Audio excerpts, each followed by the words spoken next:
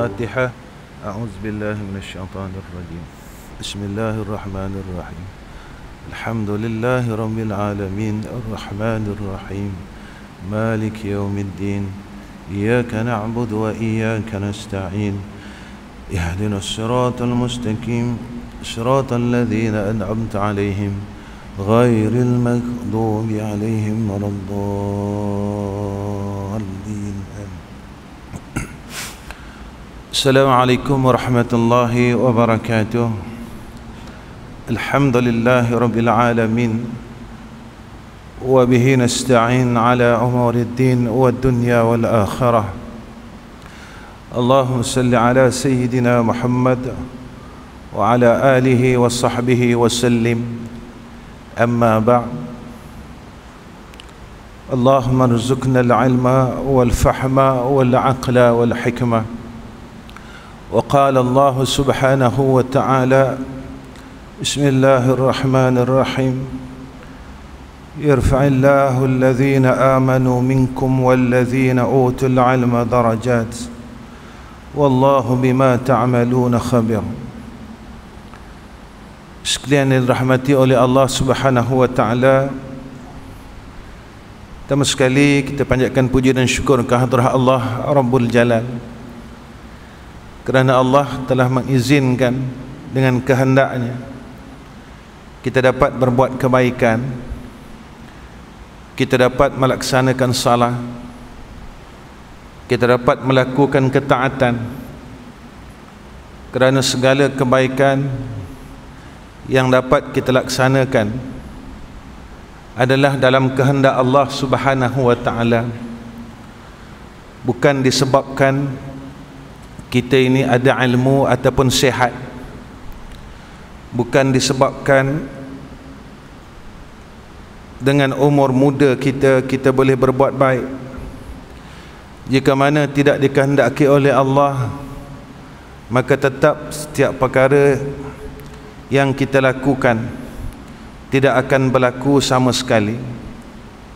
Maka di sinilah dapat kita melihat dan kita menyadari, sehebat mana pun kita, sealim mana pun kita, sebesar mana pun pangkat kita, setinggi mana pun kedudukan kita, kita tetap sebagai hamba Allah Subhanahu wa ta'ala. Tuan-tuan yang dirahmati oleh Allah Subhanahu wa ta'ala, pertama sekali saya mengucapkan terima kasih kepada pihak masjid kerana menerima saya, yang mana saya ni bukan orang pandai, saya bukan orang alim. Kedatangan saya adalah sekadar untuk menghubungkan silaturahmi dengan jamaah masjid ini. Mudah-mudahan hubungan silaturahmi kita ini kita mendapat habuan seperti mana yang disebut oleh Nabi kita Muhammad sallallahu alaihi wasallam, yauma la zilla illa zillu, pada hari besok di yaumul akhirah, di padang mahsyar, tidak ada naungan, satu naungan pun melainkan naungan arasy Allah. Mudah-mudahan apa yang disebut oleh Sayyidina Rasul, di antaranya orang yang bertemu kerana Allah dan berpisah kerana Allah, mendapat naungan daripada arasy Allah Subhanahu wa ta'ala. Tuan-tuan yang dirahmati Allah, dalam perjalanan kita menuju ke hadrah Allah Subhanahu wa ta'ala, seperti mana yang disebut oleh Allah dalam suratul Kahfi, faman kana yarju liqa'a rabbih falyamal 'amalan salihan wa la yusyrik bi'ibadati rabbih ahada. Orang yang berharap untuk bertemu dengan Allah, maka hendaklah ia ini berbuat amal saleh. Maka dengan satu peringatan daripada Allah, wala yusyrik bi'ibadati rabbih ahada, maka hendaklah dalam keadaan yang ikhlas dalam beramal ibadat. Perkara yang utama yang perlu ada dalam diri kita adalah ilmu. Untuk menuju kepada Allah juga dengan ilmu, untuk kita mengenal Allah juga dengan ilmu. Sebab itu kalau kita lihat di dalam kitab Minhajul Abidin ataupun kitab Sirajut Talibin karangan Abi Yahya bin Abi Zakaria Al-Ansari, antara sab'atul aqabah, 7 aqabah untuk kita menuju ke hadrah Allah, antara yang disebutkan kena melepasi akan halangan ilmu itu sendiri. Tetapi perlu kita ingat tuan-tuan, maka ilmu yang ada pada kita ini adalah sebagai satu alat, sebagai satu alat untuk kita mengenal Allah. Ada makhluk yang mempunyai ilmu yang dikurniakan oleh Allah, yang dirakamkan oleh Allah dalam Al-Quran, tetapi ia dilaknat oleh Allah, iaitu iblis laknatullah. Ia lebih kenal akan Allah daripada kita. Dia telah bersama-sama dengan malaikatul muqarrabun. Dia keluar masuk ke jannah Allah Subhanahu wa ta'ala. Maka kita sebagai hamba Allah, maka kita berharap agar ilmu yang ada dikurniakan oleh Allah kepada kita ini menjadi asbab, menjadi alat untuk kita diterima oleh Allah Subhanahu wa ta'ala apabila kita balik kelak. Bukan untuk kita menjadikan ia sebagai satu kemegahan, walaupun ilmu ini adalah satu kemegahan yang dikurniakan kepada orang alim itu sendiri. Tetapi apabila kita tidak lari daripada natijah ilmu itu sendiri, maka kita akan bawa diri kita dengan alat yang ada pada kita itu untuk kita menjadi hamba Allah yang Allah redha dunia dan akhirat, seperti mana yang Allah sebut dalam Al-Quran, radhiyallahu anhum wa radu anhu dzalika liman khasyya rabbah. Tuan-tuan yang dirahmati Allah, malam ini saya nak nasihatkan diri saya khususnya. Saya nak ingatkan diri saya khususnya yang sering bercakap kepada umat, supaya saya tidak lari daripada landasan yang sebenar yang dikehendaki oleh Allah dan Rasul, bukan yang dikehendaki oleh manusia. Karena manusia itu sifatnya baharu. Manusia ini sifatnya baharu, dan manusia ini nama dia makhluk, iaitu barang yang dijadikan oleh Allah Subhanahu wa ta'ala. Maka sifatnya itu harus mungkin ada, sifat yang harus, zat yang harus, sifatnya harus, fi'ilnya harus. Maka kenapa kita berharap kepada yang harus itu sendiri, yang menerima berubah-ubah? Hari ini mungkin dia sayang kita, dan akan datang dia akan benci kita. Hari ini dia akan kata ya, dan akan datang dia akan kata tidak. Hari ini dia akan benci kita, dan satu hari dia akan mencintai kita dan menyayangi kita. Hari ini dia mengeji kita, dan satu hari dia akan memuji kita. Sebab itu janganlah kita ini asyik memikirkan perkara yang sentiasa berubah-ubah. Sebab itu setiap amalan kita, kalau kita lihat daripada hadis hijrah itu sendiri, man kana hijratuhu ila Allah wa rasulih fa hijratuhu ila Allah wa rasulih, aw man kanat hijratuhu lidunya yusibuha aw imra'atin yankihuha fa hijratuhu ma hajara ilaih. Siapa yang melakukan hijrah kerana Allah dan Rasul, dia akan dapat Allah dan Rasul. Siapa yang hijrah kerana dunia dan perempuan yang dia nak kahwin, dia akan dapat dunia dan perempuan dia nak kahwin. Bermaknanya orang yang berbuat satu amalan kerana Allah dan Rasul, maka dia akan mendapat dan dikurniakan Allah dan Rasul. Tetapi siapa yang berbuat selain Allah dan Rasul, Allah akan berikan juga apa yang dihajatinya dan apa yang telah diniatkan, tetapi peruntukannya untuk Allah dan Rasul tidak akan mendapat sekali-kali. Sebab itu siapa yang berbuat kerana dunia, maka Allah berikan apa yang dihendaknya, tetapi Allah tidak akan bagi habuannya untuk akhirat. Jika mana kita fikir tuan-tuan, kenapa kita berbuat sesuatu perkara yang bakal kita akan tinggalkan, perkara yang bakal kita akan biarkan, perkara yang bakal kita akan tidak memiliki sesuatu pun, dan semua orang akan faham bahawasanya hidup ni pasti ada kematian. Dan bila kita mati, kita tak bawa apa pun yang ada pada kita sekarang. Kenderaan kita, rumah kita yang besar, perusahaan kita, perniagaan kita yang kita usahakan daripada muda sehingga kita tua. Tetapi kita lupa apa yang perlu aku bawa. Yang aku akan hidup dalam alam itu khalidina fiha abada.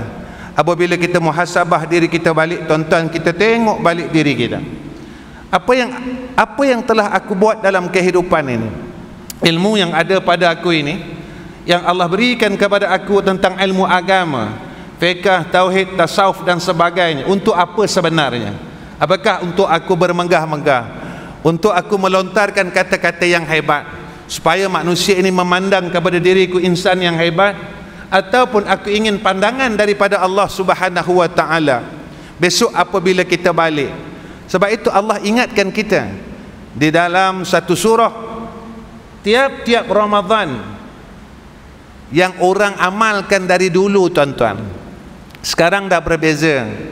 Orang akan baca Quran berjuzuk-juzuk dalam Ramadan.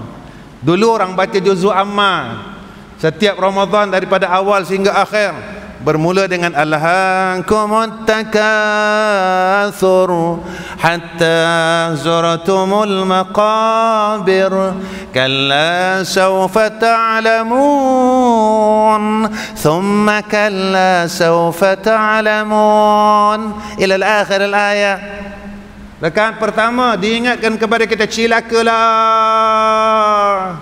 orang yang dalam hidupnya mengajar kemuliaan dunia, mengajar akan dunia tidak habis-habis sehingga umurnya habis. Hatta zurtumul maqabir, tahu-tahu dia mati. Allah sebut dalam Al-Quran, alhaakumut takatsur, cilakalah orang yang Allah berikan masa yang panjang, 70 tahun, 80 tahun, tetapi masa itu tidak memberi manfaat langsung dalam kehidupannya untuk dia menghadap Allah.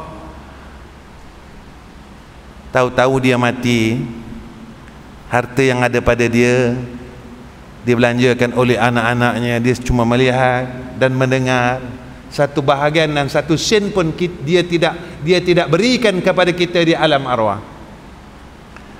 Cuma mereka bagikan kita sekadar batu nisan 2 biji, kemudian dihalangnya dengan satu halangan cuma beberapa ratusan duit kita dibelanjakan pada perkara yang Allah tidak redha. Dibuatkan kita tahlil, tuan-tuan, 3 hari 3 malam dengan meminta ihsan daripada orang Islam, membaca kulhu 3 kali seorang. Kalau 100 orang, malam kita baru dapat 300 kali. Kalau 3 malam kita baru dapat 900 kali. Allah beri kita hidup 90 tahun dan 80 tahun, dan Allah memberikan kepada kita mulut secara percuma dan suara secara percuma. Kenapa kita sendiri tidak boleh membaca suratul Ikhlas sendiri mengharapkan ihsan orang lain? Apa salahnya daripada sekarang kita kumpulkan Al-Ikhlas untuk kita ini mendapat rahmah daripada Allah Subhanahu wa taala. Tidak kena bayar, tuan-tuan, tidak kena apa-apa cukai pun kalau kita mengucapkan dengan lisan kita sendiri, dan tidak perlu bayar. Setelah kita mati, kita perlu bayar orang lain untuk buat kenduri, tuan-tuan, untuk kita menagih ihsan orang lain membacakan suratul Ikhlas. Apa salah? Umur yang ada pada kita yang kita tak tahu beberapa baki, setiap malam kita kumpulkan suratul Ikhlas dalam surah yang terlalu pendek. Qul huwallahu ahad, Allahus samad, lam yalid wa lam yulad wa lam yakul lahu kufuwan ahad. Kalau dalam hidup kita dapat kumpul sehingga 100,000 kali Allah, berapakah bahagianya kita? Seperti mana janji Nabi sallallahu alaihi wasallam, orang yang membaca suratul Ikhlas sekali menyamai dengan ia membaca 1/3 Quran. Kalau dia baca 3 kali, menyamai seperti mana ia telah membaca sebuah Al-Quran 30 juzuk, tuan-tuan. Kalau dalam hidup kita sekarang kita telah kumpul 100,000 kali, ini yang dibuat oleh ulama. Mereka bersiap sedia untuk mereka menemui Allah. Sebab itu apa yang disebut oleh Nabi sallallahu alaihi wasallam, al-kayyisu man dana nafsahu wa amila lima ba'dal maut. Orang yang cerdik, kata Nabi, orang yang dia lawan nafsunya yang tak nak balik kepada Allah. Semua orang takut mati, kata Nabi. Akhir zaman semua orang takut mati. Bila sebut mati ni mereka takut. Sebab apa mereka takut? sebab mereka sayangkan rumah mereka, harta mereka, tanah mereka.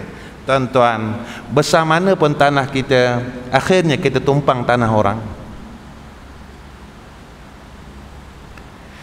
Kita ada 20 hektar tanah, tetapi akhirnya kita meminta ihsan dan sedekah orang lain untuk kita tumpang tidak besar mana pun, 7 kali 5, 7 kali 3 dan 5 kaki dalam. Betapa hinanya jika ahli Korea itu tidak menerima kita, disuruh kita pergilah ke kuburan lain sebab kamu bukan mukim ini. Ada tuan-tuan jenazah yang dihalau daripada mukim tersebut. Sebab itu Allah sebut kepada kita, wa'bud rabbaka hatta ya'tiyakal yakin. Kita kena sedar siapakah diri aku sebenarnya pada sisi Allah Subhanahu wa taala, bukan pada pandangan manusia, tetapi pada pandangan Allah Subhanahu wa taala. Tuan-tuan yang dirahmati Allah, kata ulama, ilmu yang manfaat itu ada beberapa tanda yang disebutkan oleh ulama. Jika ilmu ini ada pada kita tetapi tidak memberi manfaat, maka ilmu ini sia-sia. Yang pertama, kata ulama, seseorang yang mempunyai ilmu lalu diamalkan. Kita bila dengar tentang beramal dengan ilmu ini, cukuplah semayang sunat, tahu zikir-zikir. Jangan silap tuan-tuan. Orang yang tahu ilmu fiqh, dia kena beramal dengan ilmu fiqh. Orang yang tahu ilmu tauhid bukan sekadar ia mengaji ilmu tauhid. Kita belajar ilmu tauhid, sifat yang pertama wujud Allah. Tetapi saya bertanya dengan diri saya dan tuan-tuan, dalam hidup kita selama ini berapa kalikah kita merasai akan adanya Allah? Dalam perkataan kita, dalam perbuatan kita, di dalam solat kita. Ramadan kita akan lalui tidak lama lagi. Berapa kalikah kita merasai ada Allah di dalam bulan Ramadan? Allah didik kita di dalam salah dan 3 rukun tuan-tuan yang besar. Rukun qalbi, rukun qauli dan rukun fa'ili. Apa yang saya nak bawa kait tentang sifat wujud di dalam usul yang Allah didik kita, rukun qalbi di dalam salah. Tuan-tuan, dalam salat, qalbun kita tuan-tuan, ketika kita nak melakukan perkara yang membatalkan salat, contohnya ada makanan di celah gigi kita, kita takut nak makan tuan-tuan. Ada daging ayam yang ada di celah gigi lalu ia tercabut dan tertanggal, kita takut nak telan. Kenapa kita takut nak telan? Walhal daging ayam itu kita beli, dan daging ayam itu daripada mulut kita dan tak kotor pun. Kenapa kita takut nak telan? Kita kata batal salat. Siapa yang tahu? Orang sebelah tak tahu. Nak zaman sekarang tuan-tuan, kita salat jarak 1 meter, lagi orang tak tahu. Dan akhirnya kita akan mendapat satu jawapan, Allah Maha melihat.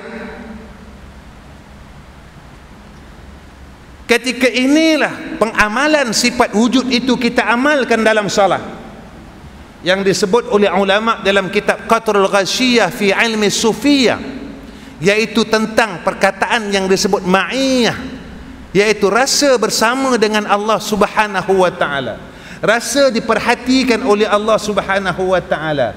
Dan inilah satu hadis yang ditanya oleh Jibril kepada Rasulullah sallallahu alaihi wasallam berkenaan dengan ihsan. Ma huwal ihsan?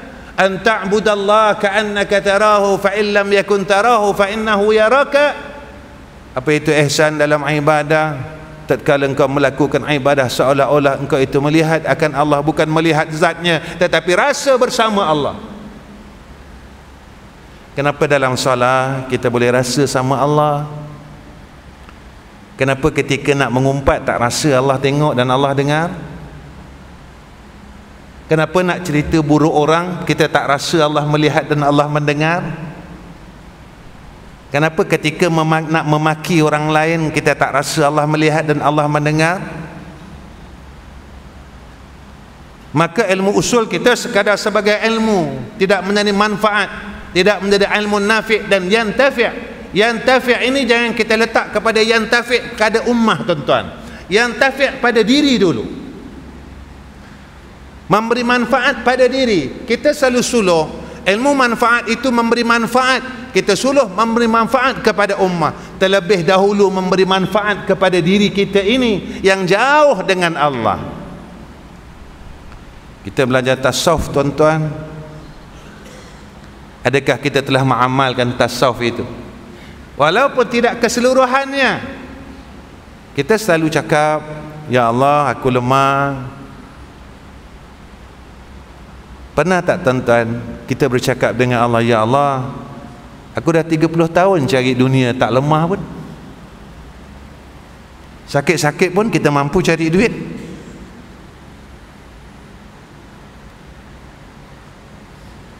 Sakit-sakit pun, batuk-batuk pun kita mampu nak berniaga lagi, kita mampu nak berbincang hal-hal keduniaan.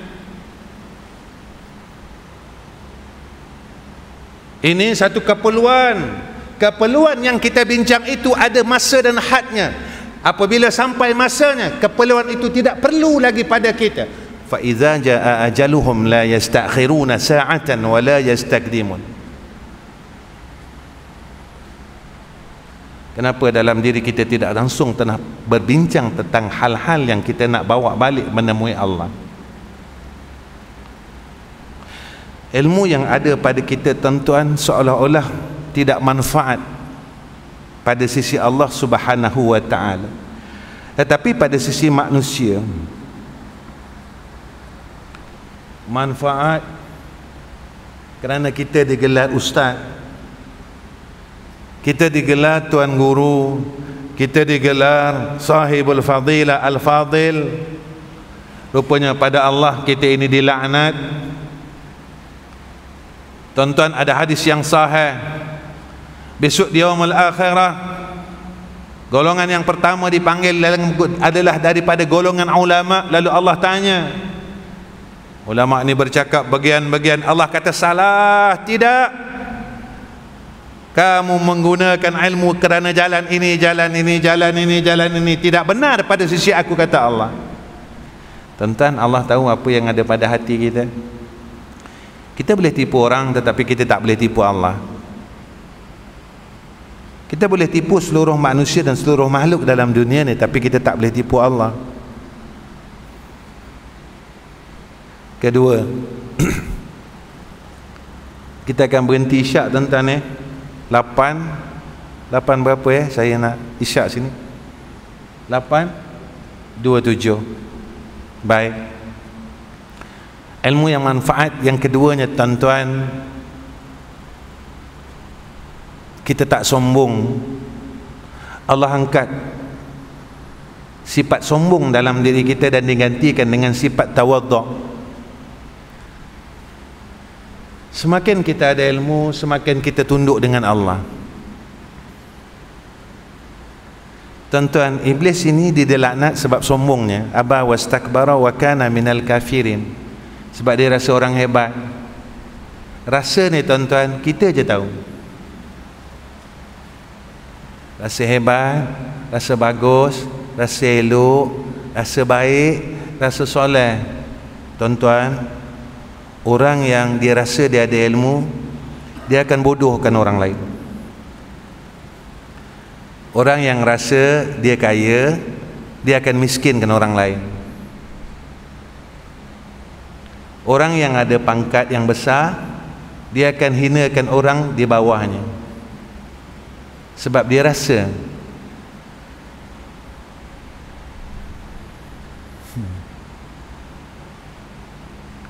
rasa inilah orang tak tahu tapi Allah tahu. Dan rasa inilah yang dikira oleh Allah. Tuan-tuan, kalau kita sakit kencing manis, semua orang ziarah kita dan semua orang bagi takziah dekat kita, dan kaki kita kena potong. Kaki kita kena potong dengan sebab kencing manis, orang datang ziarah di hospital dan bagi takziah dengan kita. Tuan-tuan, ketika kita ada sifat-sifat yang boleh memotongkan amal, siapa yang memberi takziah kepada kita?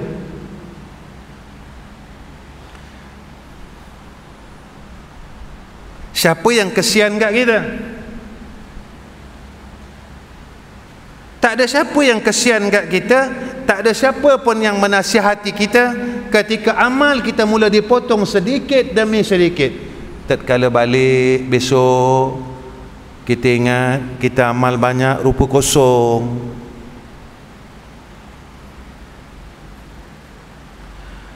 Saya melihat secara orang bodoh, tuan-tuan. Saya bukan orang pandai, saya mengaku lagi sekali, saya bukan orang pandai.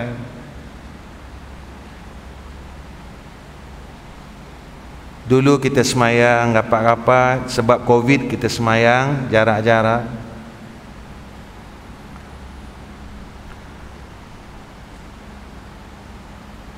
Adakah perkara ini saja-saja dijadikan oleh Allah? Tidak.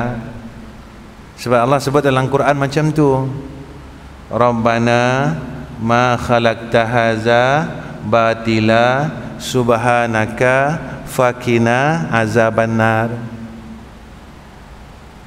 Kita, tuan-tuan, zahirnya nampak saja berhubung bau, tetapi hati kita pecah. Kita kata orang ni, kita kata orang sana. Bau kita berhubung, semayang rapat-rapat, tetapi hati kita pecah belah. Dengan hasad, dengan dengki dan sebagainya. Rosaknya kita itu, tuan-tuan, dengan sebab perkara yang sama, dunia, pangkat, harta. Sebab itu, apa kata Nabi SAW, hubbud dunya, cinta dunia itu kepala segala kejahatan.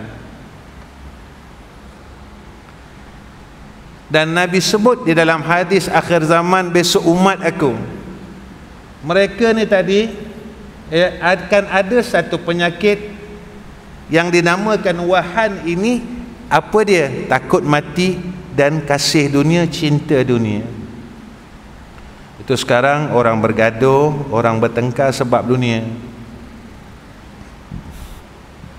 Bukan kerana mempertahankan Allah dan Rasul, sebab dunia. Kita adalah amal sikit, semayang sunat tak ada pun, tuan-tuan. Kadang semayang sunat ba'diyah maghrib pun kita berkira-kira dengan Allah. Kemudian hasad tak hilang, dengki tak habis. Macam mana nak masuk syurga, tuan-tuan? Boleh ke nak masuk syurga dengan semayang zuhur, asar, maghrib, isyak, subuh sahaja?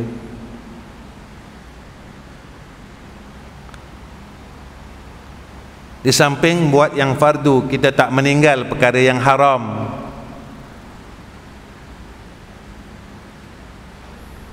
Sampai umur kita sekarang, tuan-tuan, kita masih belum mampu untuk sujud kepada Allah Subhanahu wa ta'ala pada 2/3 malam secara istiqamah. Tak mampu kita. Nak semayang tahajud, fatahajjat bihi nafilatan lak asa ayyab'asaka rabbuka maqaman mahmuda. Cakap kita semakin hebat, tapi nak bangun 2/3 malam sujud kepada Allah tak mampu. Cakap kita hebat.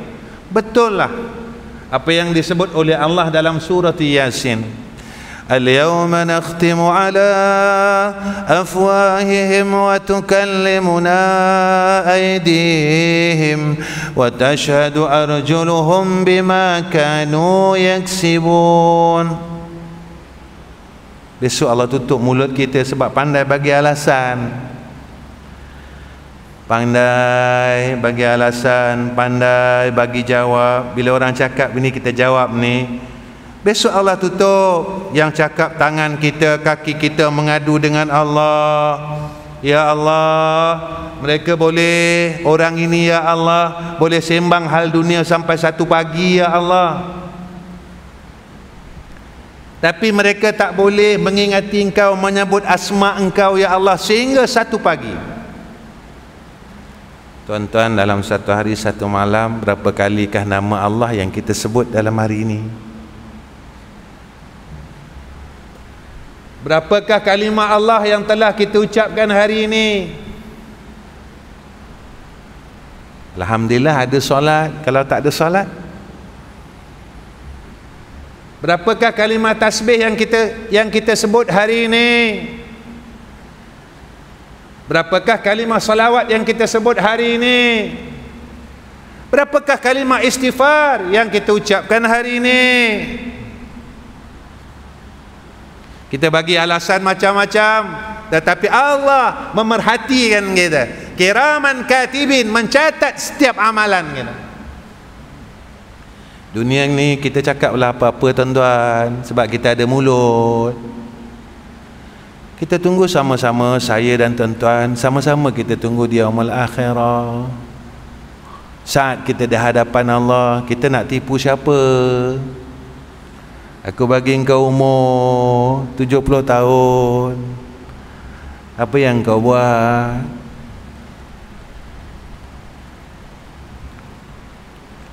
Tuan-tuan yang dirahmati Allah, antara tanda ilmu yang manfaat, apa kata ulama, iaitu mereka tidak merasakan diri mereka itu alim.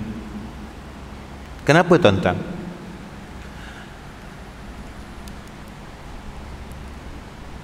Salah seorang ulama tasawuf, dan saya tak ingat nama dia, dia berkata awal ilmu itu bodoh dan akhir ilmu itu bodoh. Awal ilmu bodoh, kita mula-mula tak tahu, langsung kita belajar, dan akhir ilmu itu bodoh. Kenapa akhir ilmu itu bodoh? Semakin dia belajar, semakin dia tahu dan mengenal bahawa yang maha alim sebenarnya Allah. Maka maksud kata ulama, semakin dia ada ilmu, semakin dia mengenal Allah. Hakikat diri kita ni tuan-tuan, kalau kita belajar kita hikam, kita ni bodoh, miskin, lemah, dhaif.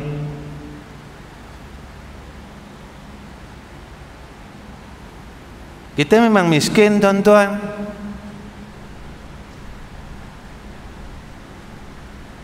Kita memang bodoh tuan-tuan. Dan kita lemah. Saya ada duit Ustaz, saya ada harta Ustaz, ratusan ribu. Orang kaya hartanya takkan kurang, tapi kita klaim kita orang kaya. Kita terlupa harta yang ada pada kita Allah bagi,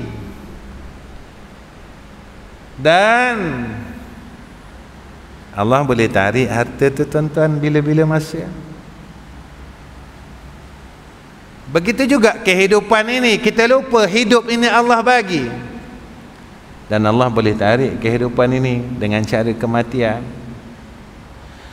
Tetapi apa yang dikurniakan oleh Allah kepada kita, kita menjadi orang yang sombong dengan Allah, yang kita merasakan bahawa kita, apa yang ada pada kita, milik kita. Ini aku punya, hidup ini aku punya, harta ini aku punya. Ingat dalam surah yang saya bacakan awal, Alhaakumut Takasur, ayat yang terakhir, summa latus'alunna yawma izin 'anin na'im. Apa yang ada pada kita, besok Allah tanya. Harta, umur, pangkat, semuanya ditanya oleh Allah satu-satu. Tuan-tuan, sewaktu ditanya oleh Allah besok, agak-agak kita boleh tak jawab. Lepas tak jawapan kita di hadapan Allah Subhanahu wa ta'ala, selesai tak jawapan kita pada sisi Allah Subhanahu wa ta'ala, ataupun besok kita sangkut di hadapan Allah. Sebab itu kena ingat, sebelum kita sampai di Yaumul Mahsyar, Allah kurniakan kepada kita ilmu supaya menjadi alat supaya kita selamat. Tapi kalau kita ada ilmu, kita tak selamat, fitnah yang pertama yang kita akan lalui, tuan-tuan, alam kubur. Balik ni saya dan tuan-tuan, kita fikirlah, agak-agak besok aku dah mati, kalau malaikat tanya aku, bukan kalau, malaikat akan tanya aku, man rabbuka, boleh tak aku jawab? Sebab dalam dunia aku tak yakin dengan Allah, dalam dunia aku tak sebut Allah, dalam dunia aku tak banyak ingat Allah. Agak-agak boleh tak, lepas tak, tuan-tuan? Kalau tak lepas, kalau tak boleh, kita berusahalah daripada sekarang, sebab Allah bagi kita umur dan tanda-tanda kita nak balik dah dekat.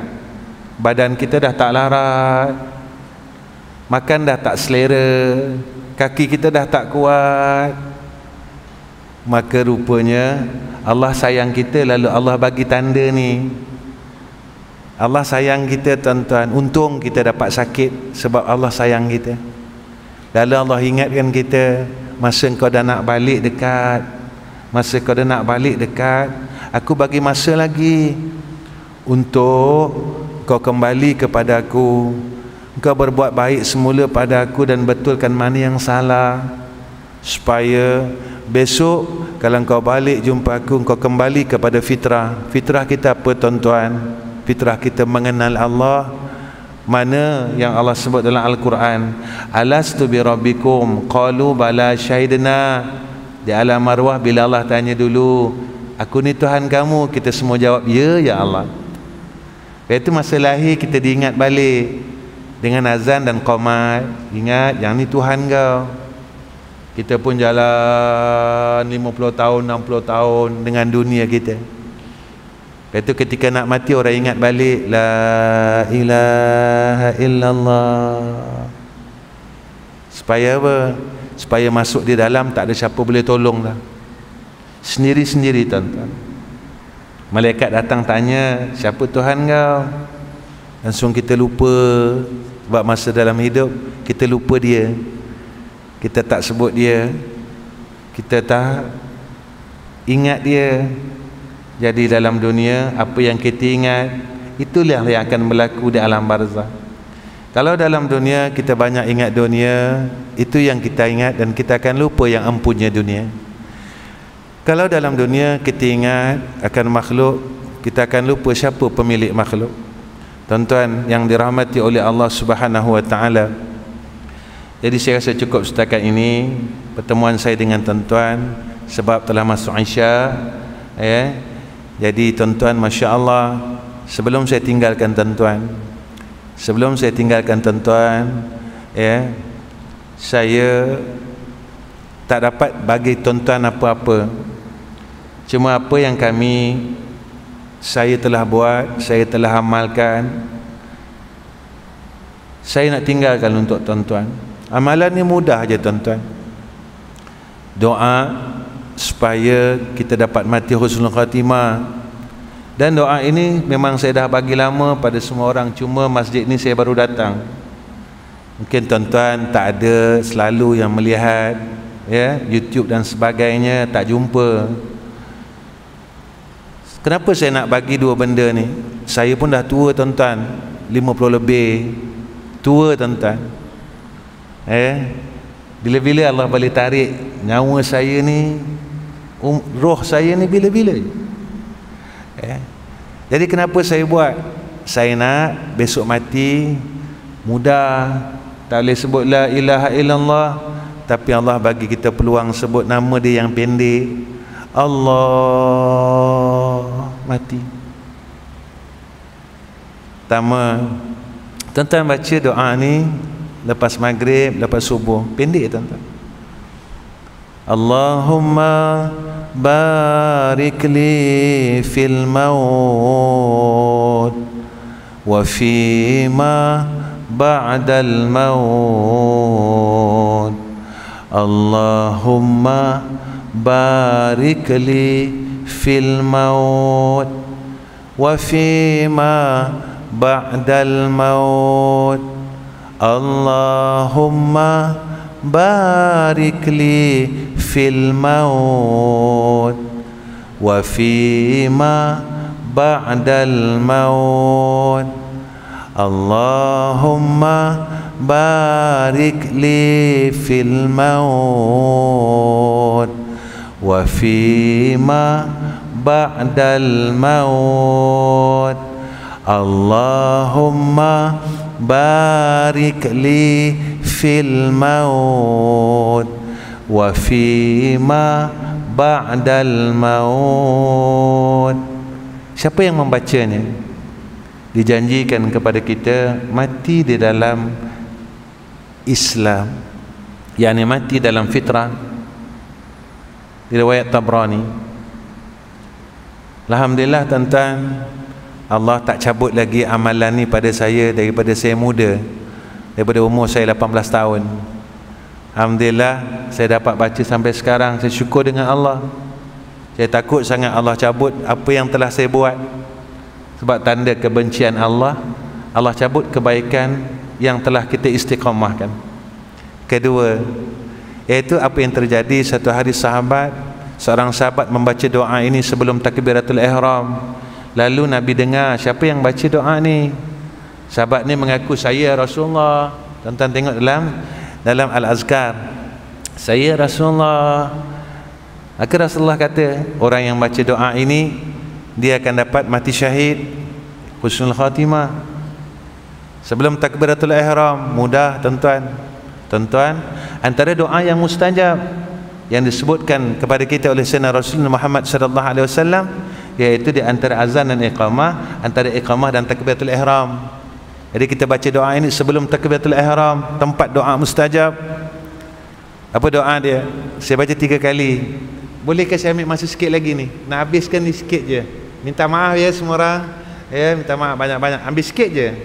Ya, mana tahu kot tuan-tuan lepas ni tuan-tuan dengar ustaz yang datang di masjid tuan-tuan meninggal dunia.